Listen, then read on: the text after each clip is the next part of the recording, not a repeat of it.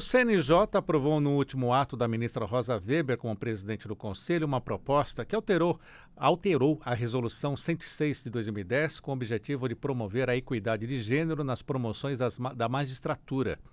O texto ele obriga a abertura de promoções de magistrados por merecimento com listas mistas e exclusivas de mulheres até que seja atingida a paridade de gênero no tribunal.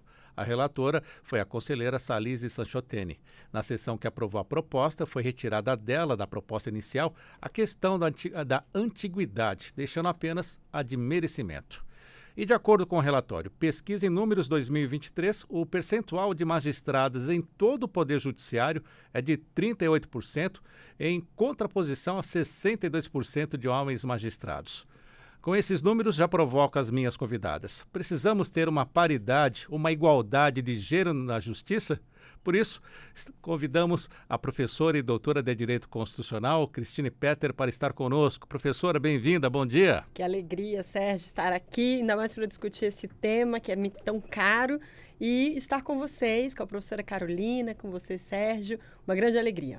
Também está conosco, então, a professora Carolina Ferreira. Ela é professora de programa de pós-graduação em Direito Constitucional, advogada criminalista especializada no atendimento a mulheres e doutora em Direito pela Universidade de Brasília. Seja bem-vinda, professora.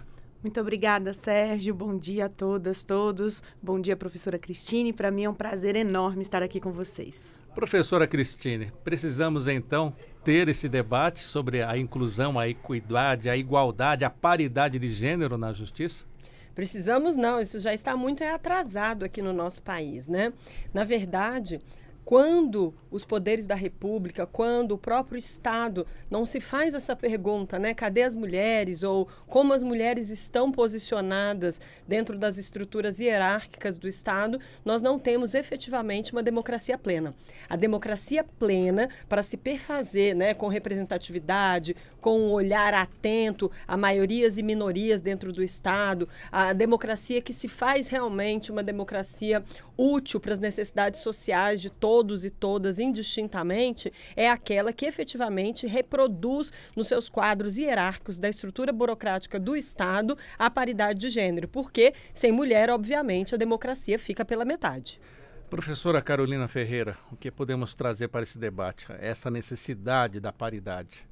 Sérgio, eu concordo plenamente com a professora Cristine, no sentido de que se temos 51%, 52% da população brasileira composta por mulheres, precisamos ter uma representatividade significativa em todos os cargos, na magistratura, no Ministério Público, na Defensoria, na Advocacia, no sistema de justiça como um todo. Já há alguns estudos, e o voto da conselheira Salise Sanchotene indica esses estudos, no sentido de que, quando há concurso público de provas e títulos na magistratura, as mulheres já são entre 40% e 60% das ingressantes, a depender do Tribunal de Justiça ou do Tribunal Regional Federal, do qual estamos falando.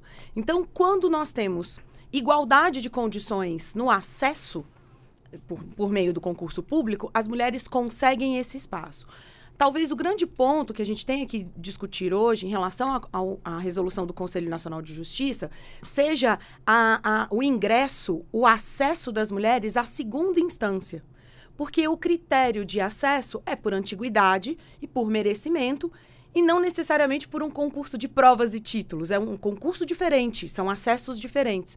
E nesses acessos diferentes, as redes relacionais continuam sendo essencialmente masculinas. Então, essa resolução do Conselho Nacional de Justiça foi colocada pelo CNJ como uma ação afirmativa e transformativa no sistema de justiça, que seja utilizada até como exemplo para outras carreiras jurídicas também criarem os mesmos critérios de inclusão e de igualdade. Professora Cristine Petter, vamos explicar um pouquinho melhor essa decisão do CNJ, então. A professora já fez uma grande explicação, mas também podemos complementar para o nosso ouvinte compreender melhor. Hoje, a realidade desta ascensão de cargos depende de uma política entre os membros da magistratura?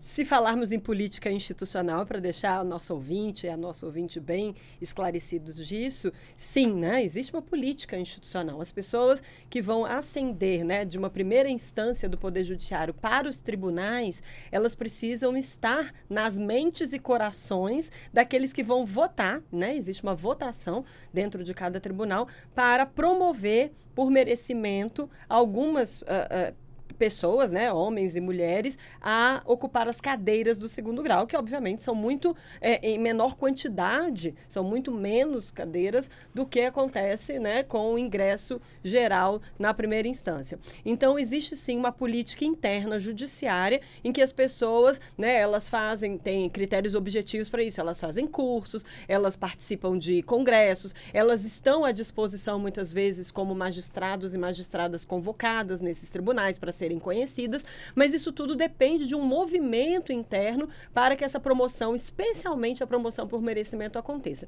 E se esse tribunal é majoritariamente, né, como acontece em alguns, que 80%, que 70% são de homens, obviamente que existe aí uma diferenciação de gênero no processo de escolhas, de afinidades até, de linguagem, né, de interesses, as questões que se colocam à disposição, né, nesse recorte de gênero mundo afora, mostra que mulheres têm interesses diferenciados, que inclusive é um dos fatores que complementam essa ideia de que democracia plena precisa do olhar feminino, precisa da presença de mulher, porque obviamente que os olhares e interesses se recortam por gêneros, não necessariamente biológico, né, mas dentro dessa escolha que foi feita aí há séculos atrás de que existem pautas, existem assuntos mais afetos, né, às mulheres e mais afetos aos homens. Isso é uma questão cultural, muitas vezes, mas que isso influencia sim no processo de escolhas das promoções, por exemplo, por merecimento. Na promoção por antiguidade, isso não tem um reflexo imediato da escolha, mas tem um reflexo do nosso passado, né? Então,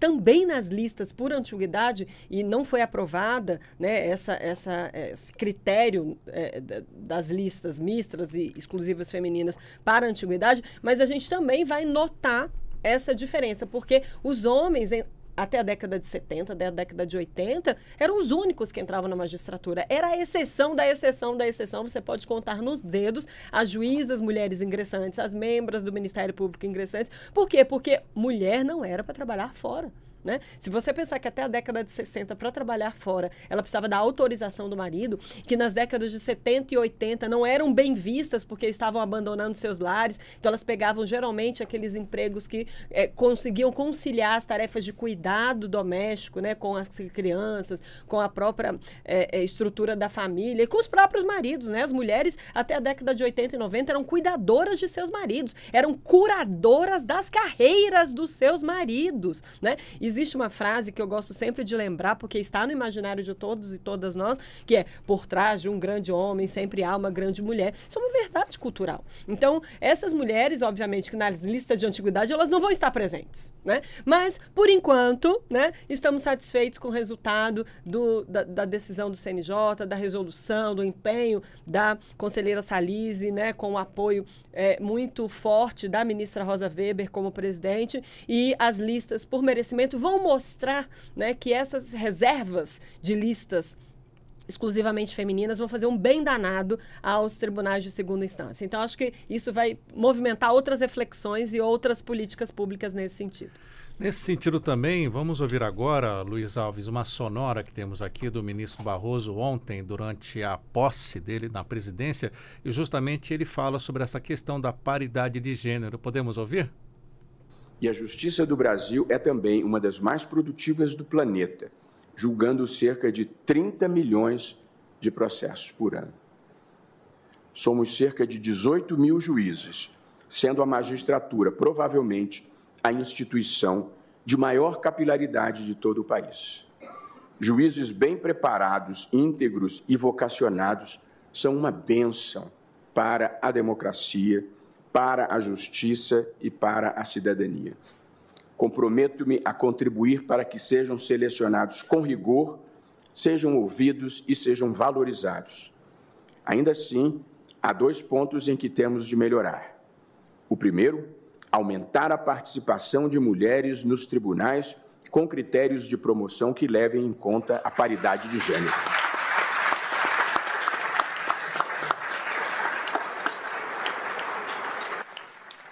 E nessa direção tivemos um importante avanço liderado pela ministra Rosa Weber muito recentemente. E também ampliar a diversidade racial.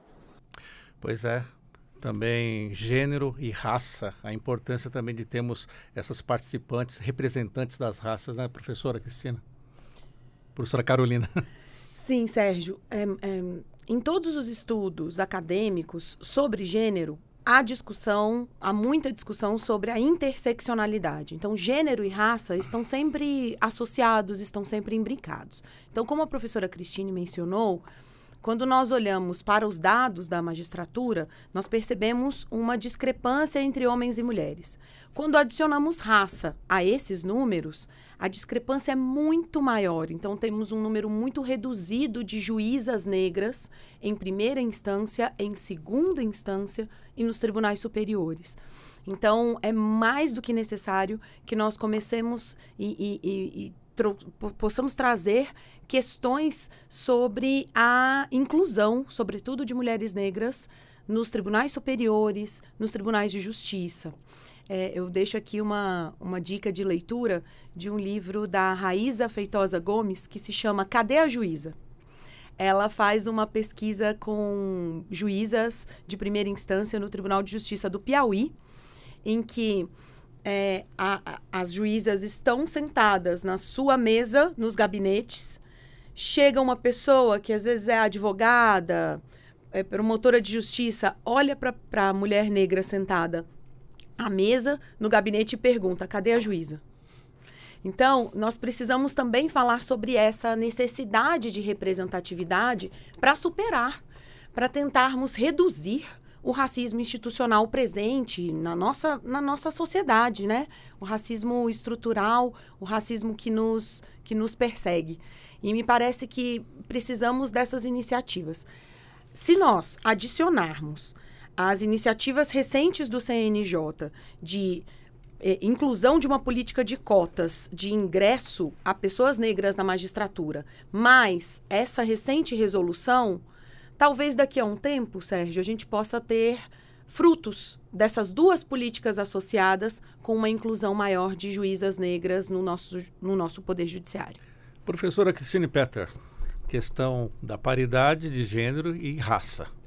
Não há dúvidas de que também, se estamos atrasados para discutir gênero, estamos mais atrasados ainda para discutir a questão da raça, tendo em vista que o nosso país é um país muito racializado, no sentido, né, de termos raças bem claras e bem presentes dentro da nossa estrutura social, seja pela própria composição, né, das imigrações que aconteceram no início do século XX para cá, seja pela própria nossa história, né, da colonização, de como os europeus chegaram. A questão indígena é muito importante, a questão, né, da escravidão, a gente precisa retomar isso com seriedade, não apenas nos estudos acadêmicos de nível superior. Nós precisamos levar isso, né, a questão da raça, a questão das interseccionalidades para o ensino fundamental também, porque nós precisamos criar uma cultura institucional de enfrentar esse problema. Um problema tão profundo, tão marcante como é a questão do racismo estrutural no nosso país, não pode ser tratado como algo acadêmico, que um grupo de pessoas resolve ter uma bandeira. Tem que ser algo realmente de política pública nacional, cultural, em todos os lugares, em todos os tipos de iniciativas. Então, eu acho que aqui no Poder Judiciário, né, eu vejo muitas pessoas criticando, porque agora você tem que ser preto ou preta, você tem que ser mulher ou homem, né? Essas discussões, elas são muito necessárias, porque esses espaços de poder dizem respeito à saúde e à consolidação das nossas democracias. As pessoas precisam se sentir pertencentes, né? As pessoas precisam se sentir confortáveis em todos os ambientes burocráticos do Estado. Isso não acontece se nós chegarmos lá e não nos enxergarmos naquelas pessoas. Imaginem uma vara de família, imagine uma vara de fazenda pública, imagine uma vara de sucessões em que você não se sente acolhido pelas pessoas que estão ali, porque elas não dizem nada sobre a sua história, sobre aquilo que você está trazendo, às vezes, com muita dor ao Poder Judiciário. Então, realmente, é uma discussão que precisa ser levada em consideração o contexto cultural, o contexto social. Isso tem a presença de raça. A gente precisa trazer a raça porque ela é algo presente no dia a dia e nos nossos problemas sociais, nas nossas chagas sociais. E já que estamos dentro desse contexto de raça, né? Por exemplo, o TSE, temos 7 ministros titulares, sendo apenas a ministra Carmen Lúcia a ministra titular. Como suplente, a ministra Maria Isabel Diniz Galotti e também a primeira mulher negra, Edilene Lobo. Por isso, vamos ouvir um trecho ontem da primeira participação da ministra Edilene Lobo no TSE.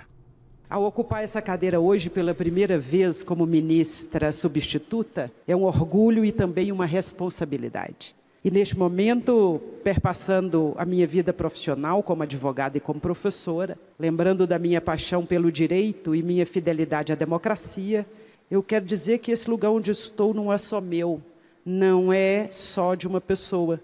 Este lugar e esta missão são a um só tempo resultado e ponto de partida de lutas históricas de grupos minorizados para vencer a herança estrutural de desigualdade de oportunidades que precisa ser superada em nossa nação. Cito brevemente, serei mesmo muito breve, alguns números que estampam esta realidade. Negras são apenas 5% da magistratura nacional, havendo apenas uma senadora autodeclarada negra, portanto 1% do Senado. 30 deputadas, correspondendo a cerca de 6% da Câmara Federal.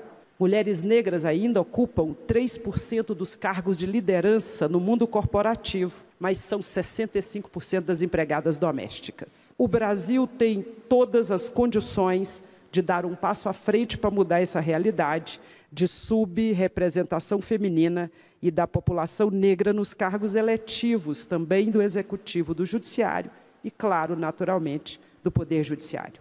Pois é, a ministra Edilene Lobo trazendo números impressionantes, né? Porque se a gente não para pensar, a gente não tem essa noção toda da falta de representatividade da mulher negra, né, professora Carolina? Sem dúvida.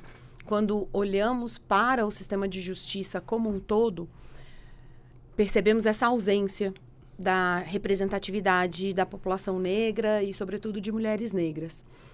E quando não temos essa diversidade, como disse a professora Cristine, nós perdemos em relação à nossa democracia.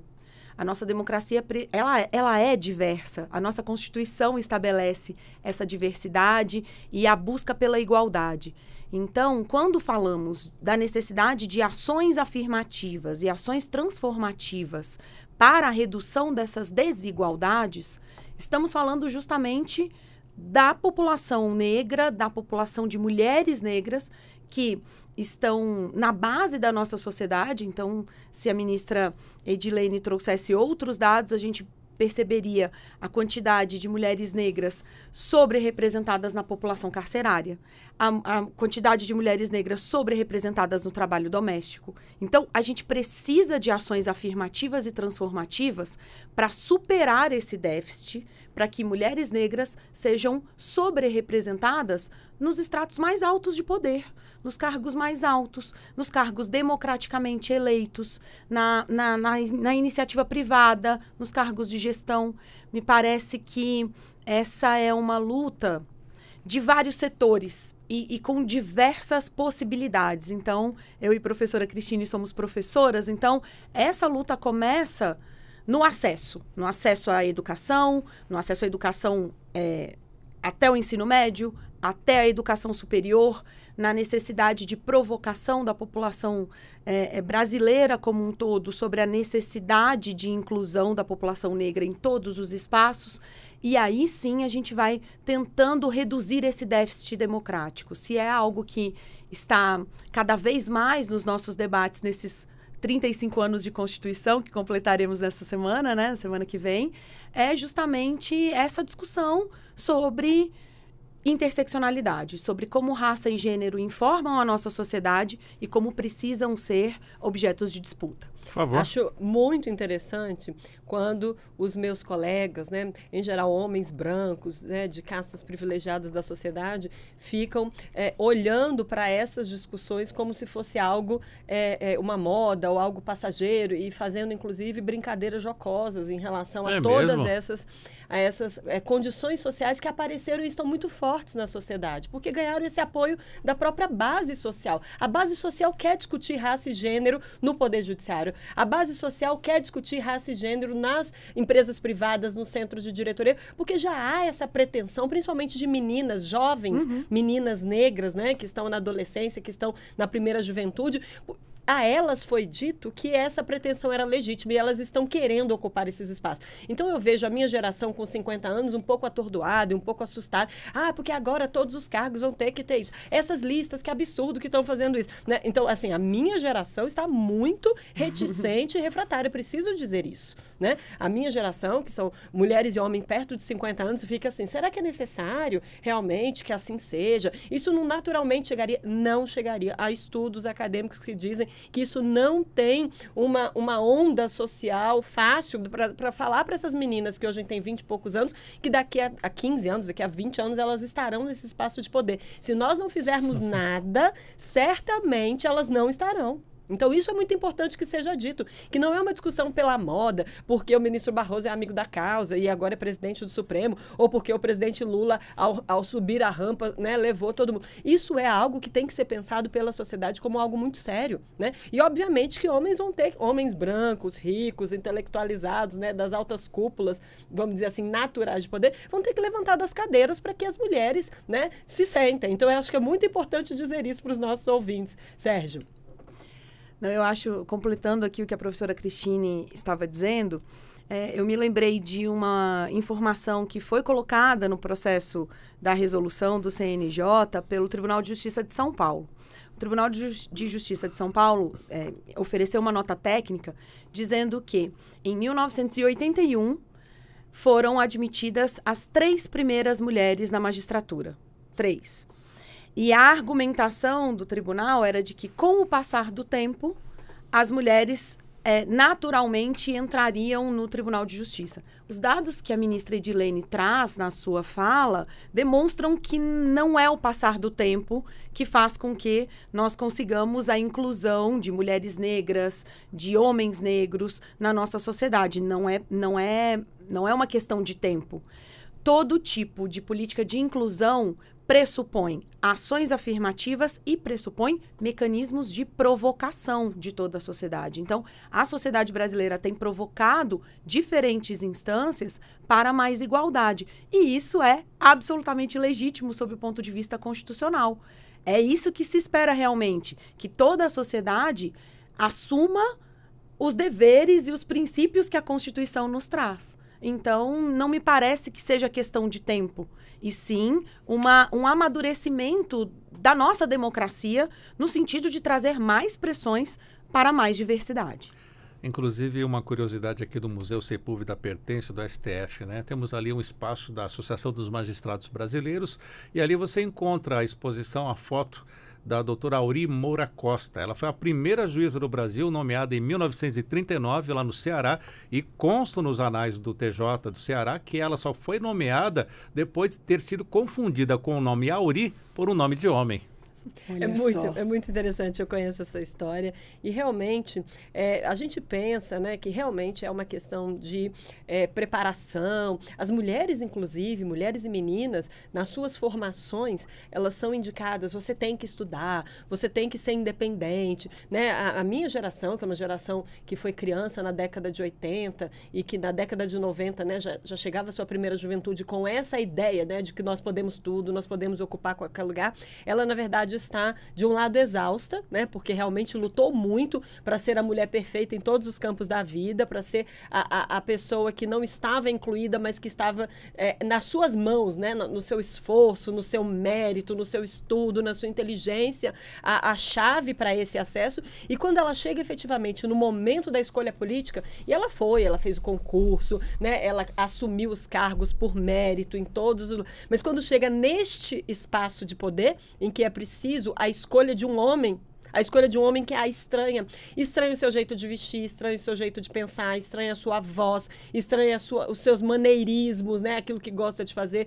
O jeito que ela corta o cabelo, o jeito que ela usa o sapato, o jeito que ela pinta a unha. Então, todos esses elementos acabam sendo levados em consideração e é muito interessante falar sobre a Auri, porque eu acompanho muito a indicação de ministros e ministras do Supremo já desde o final da década de 90. Então, por exemplo, todos os ministros hoje do Supremo Supremo Tribunal Federal e ministras, eu acompanhei muito de perto como aconteceu, como uma observadora privilegiada e estudiosa do Supremo Tribunal Federal e toda a psicologia social que envolve esse processo de escolha dos seus membros. E é muito interessante que, num dado momento, numa das concorrências, havia uma mulher que tinha um determinado penteado, ela gostava de um determinado tipo de cabelo. E isso foi decisivo. Ah, mas ela é muito despenteada, né? Ah, o cabelo dela é muito isso. É muito estranho, né? Que isso seja um critério. Uma mulher, indubitavelmente, muito bem cotada, ou bem preparada, ou bem considerada, inclusive nos meios masculinos, mas que o cabelo acaba influenciando no processo de escolha como uma ministra da Corte. Então, realmente temos muito a avançar e precisamos decisivamente falar sobre isso abertamente. E muito obrigada à Rádio Justiça e ao Sérgio, especialmente, por ter nos dado essa possibilidade de conversar com os nossos ouvintes, com as nossas ouvintes, sobre temas tão delicados e tão importantes. Essa resolução que foi alterada do CNJ, ela já tem valor, ela é aplicada desde a primeira instância? Não, Sérgio, ela será aplicada na segunda instância. A segunda, né? A primeira entra-se pelo concurso. Pelo concurso de provas e títulos. E talvez seja interessante a gente também demarcar uma questão. Para concorrer aos cargos de desembargador, desembargadora dos tribunais de justiça ou regionais federais, magistrados e magistradas precisam progredir na carreira na primeira instância. E aí há cargos de primeira entrância, segunda entrância, terceira entrância. Ainda dentro da primeira instância. Dentro da primeira instância. Então, quando a pessoa entra num concurso da magistratura, ela vai geralmente para uma cidade pequena, para uma cidade de interior, talvez seja juíza única daquela cidade.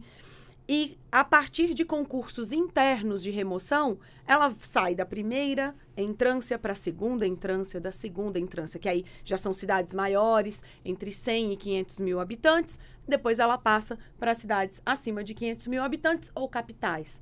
E só pessoas que chegam à terceira entrância é que podem concorrer ao cargo de desembargador.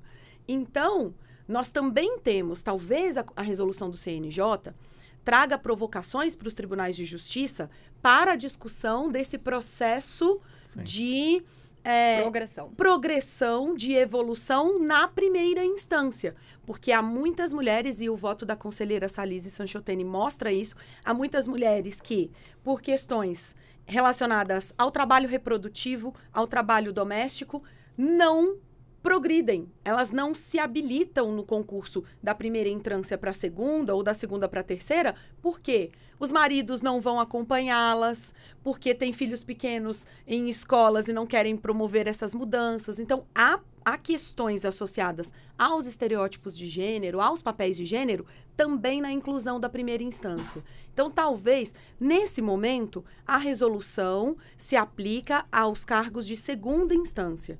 Mas eu tenho esperança de que os tribunais de justiça e regionais federais também voltem às suas preocupações aos processos de progressão na primeira instância. Professora? Muito interessante.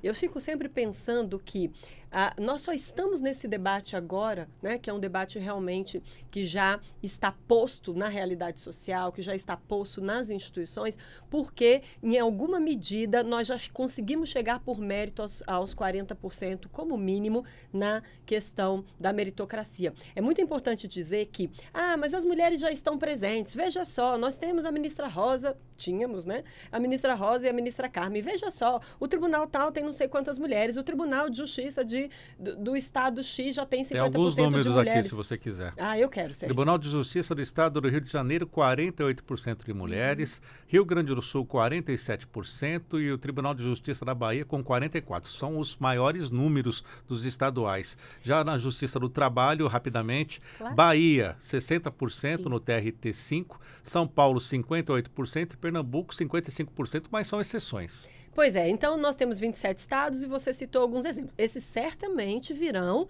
né, para a boca daqueles que acham que é um privilégio, que estamos acelerando indevidamente o processo de acesso, que era realmente só esperar o tempo. Veja só, lá no Rio de Janeiro ou lá na Bahia, isso já acontece, né? Nos tribunais regionais do trabalho, isso também já está consolidado. Por que nós não podemos cair nessa falácia? Ou por que nós não estamos aqui em busca de privilégios, mas em busca de organização da realidade histórica para colocar aquilo que está na Constituição efetivamente em concretização social e para cumprir um mandamento que é tornar a nossa democracia cada vez mais consolidada. Eu insisto, a democracia jamais será plena sem a presença de mulheres. E essa não é uma fala minha, é uma fala das constituintes, né? É uma fala que já era reconhecida no Brasil com o potente movimento feminista das décadas de 70 e 80, pasme, né? O Brasil sempre teve um potente movimento feminista, tanto na época da ditadura militar, que são as décadas de 70 e 80, quanto posteriormente, mas era absolutamente marginalizado, era absolutamente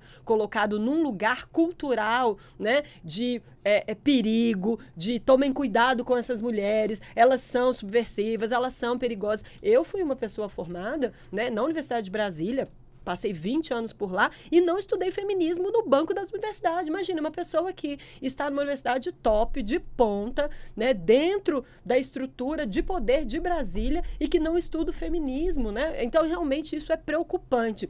Existiam professoras, mas sempre eram professoras isoladas. Por quê? Porque esse número, quando ele é 10%, quando ele é 15%, quando ele é abaixo de 40%, Sérgio, ele não faz a onda necessária, ele não tem energia suficiente para colocar o assunto em pauta. Então, só quando as magistradas chegaram por mérito a esses 40%, elas tiveram força para uma decisão dessa, como a do CNJ. É isso que eu estou falando. Nós precisamos de uma potência que chegue a, no mínimo, 40%. Então, tudo que a gente discute abaixo disso é uma tentativa de subir um degrau a mais nessa escada, porque enquanto não chegarmos nas instituições a 40%, a gente não faz o barco rolar naturalmente. Ou seja, essa questão fluir naturalmente. É disso que estamos falando quando falamos nessas listas. E a senhora me fez lembrar um comentário de uma ministra, a senhora pode até dizer o nome, que agora não me lembro, que ela falou assim, estou tentando falar e os senhores estão me interrompendo.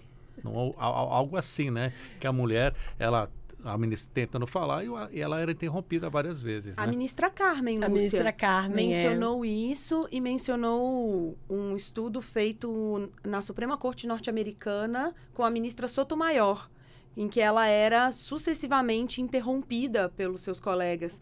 E aí, aqui ela disse, olha, eu acho que a gente nem precisa fazer esse tipo de estudo, é só assistir a qualquer sessão do tribunal, que nós somos muito mais interrompidas. E a professora Juliana Cesário Alvim fez um trabalho sobre esse tipo de interrupção. Está publicado na revista de Políticas Públicas. Isso precisa ser Públicas. também combatido.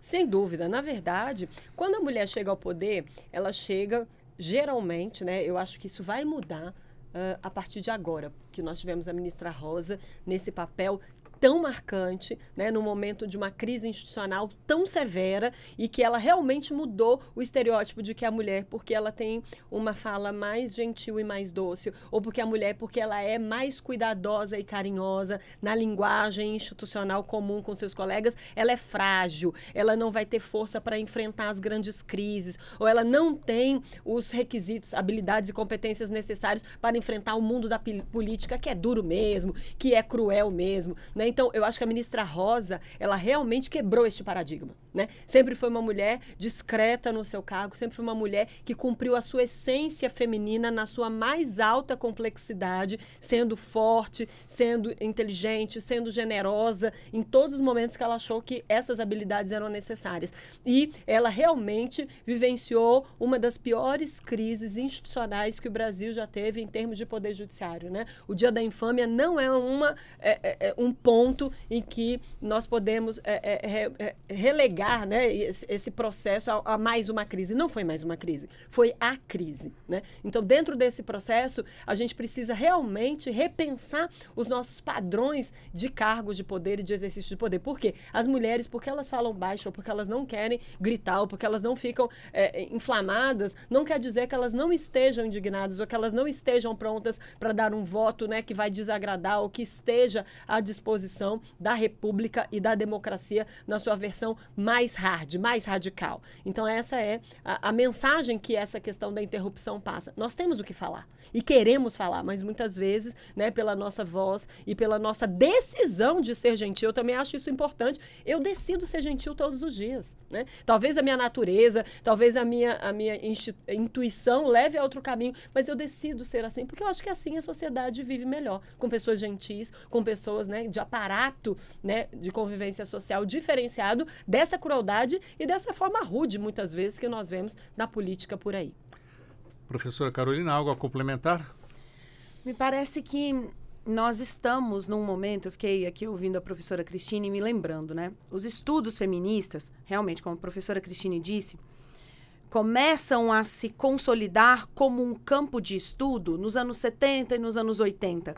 Mas antes, nem se utilizava a palavra feminismo. Eram estudos sobre mulheres, estudos de mulheres.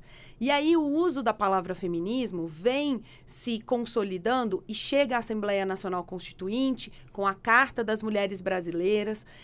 Depois nós temos a Constituição e os estudos sobre gênero e os estudos sobre a participação de mulheres nas diferentes esferas de poder se consolidam nos anos 90 e 2000. Então, talvez agora, Sérgio, nós estejamos colhendo os frutos desses estudos. Então, o voto da conselheira Salise Sanchotene é repleto de referências de estudos de magistradas, de advogadas, de professoras de direito que se debruçam há muitos anos sobre a questão da paridade de gênero. Então, me parece que hoje nós estamos em um outro patamar. Estamos prontas, Carol. Acho que sempre estivemos, né? Mas acho que agora a gente tem dados, nós temos evidências científicas, nós temos mulheres no poder que provocam essas mudanças e agora estamos diante de uma ação afirmativa e transformativa que talvez nos dê frutos, mas também nós precisamos continuar nessa organização social, política e jurídica para a constante promoção da igualdade de gênero. Temos números, né, para comprovar isso, né? Convidamos a ministra Maria Elizabeth Rocha, do STM, para estar aqui conosco, mas a agenda não deu. Ela é um exemplo, né, de 15 vagas, uma única mulher.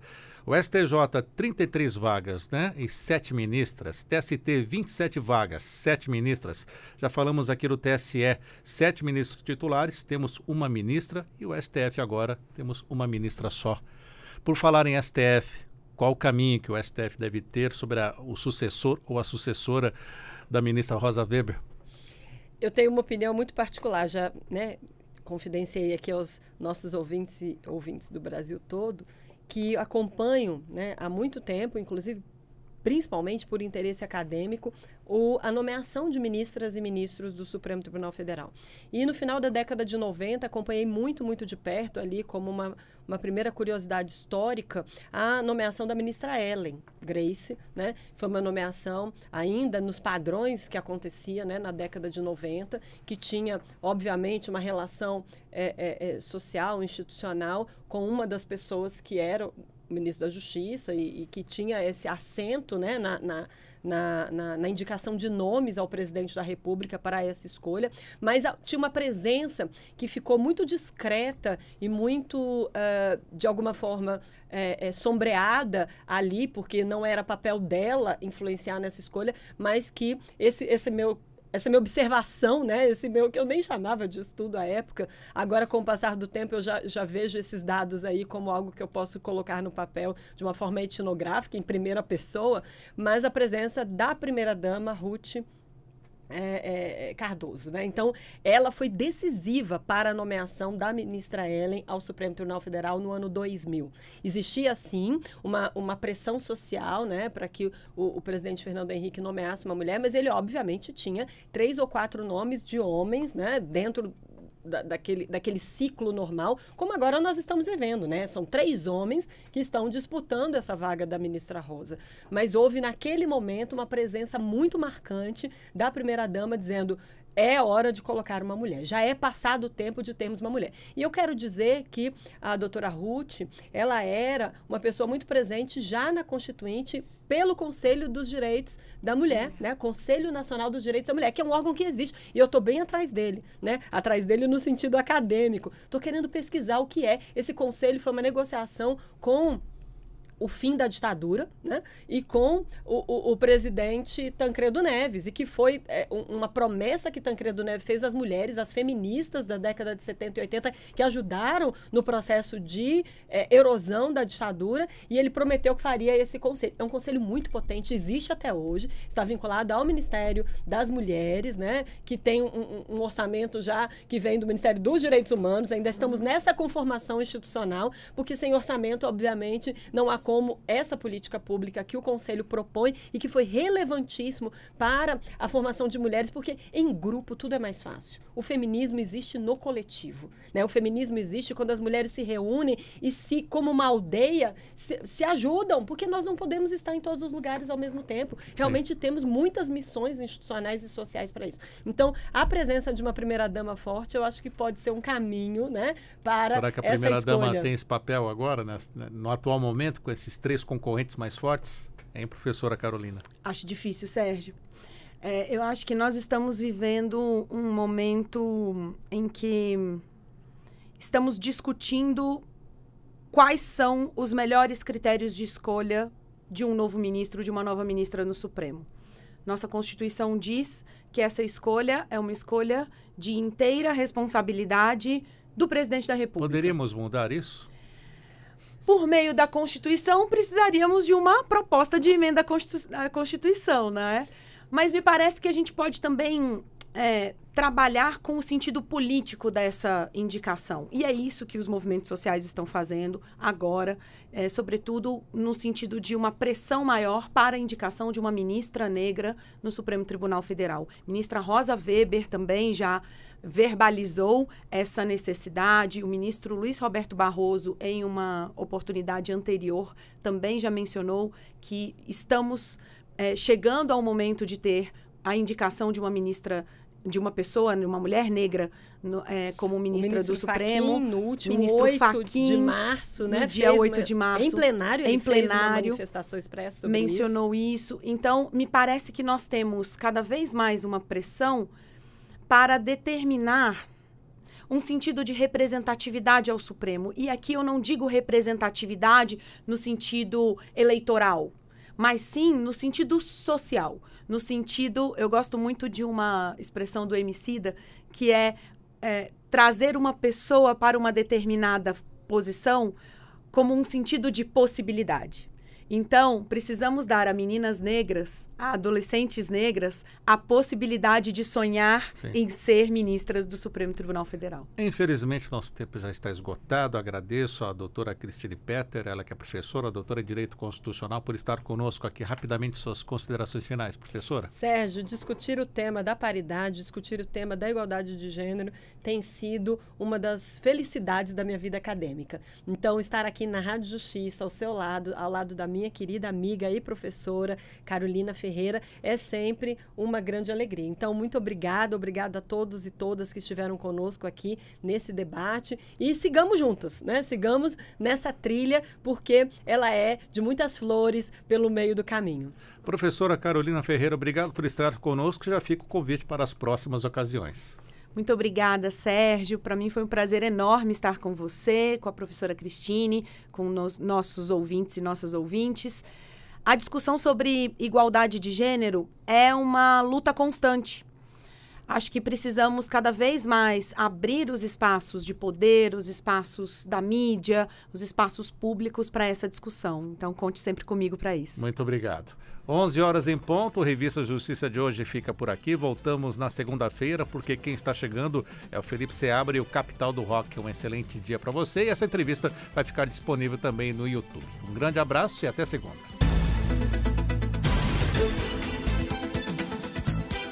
A Rádio Justiça apresentou Revista Justiça.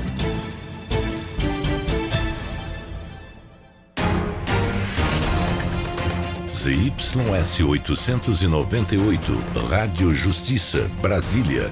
FM 104,7 MHz, 20 kW de potência. Uma emissora do Poder Judiciário do Brasil. A Rádio Justiça apresenta Capital do Rock. Apresentação: Felipe Seabra. Fala pessoal, eu sou Felipe Seabra, guitarrista e vocalista da Plebe Hood, produtor musical e de trilhas sonoras e idealizador e curador da Rota Brasília Capital do Rock. Estou aqui na Rádio Justiça 104,7 FM com o programa Capital do Rock, um passeio pelas influências nacionais e internacionais que ajudaram a inspirar o rock de Brasília a se tornar alicerce fundamental do rock brasileiro. Hoje o programa Capital do Rock será regado à farofa dos anos 80 através da banda inglesa Foreigner, que chegou ajudando a definir a estética musical da década com músicas como Jukebox Hero, I've Been Waiting for a Girl Like You e a onipresente I Want to Know What Love Is. Mas antes dessa farofa toda, Foreigner era uma baita banda de rock que marcou o final da década de 70 e como.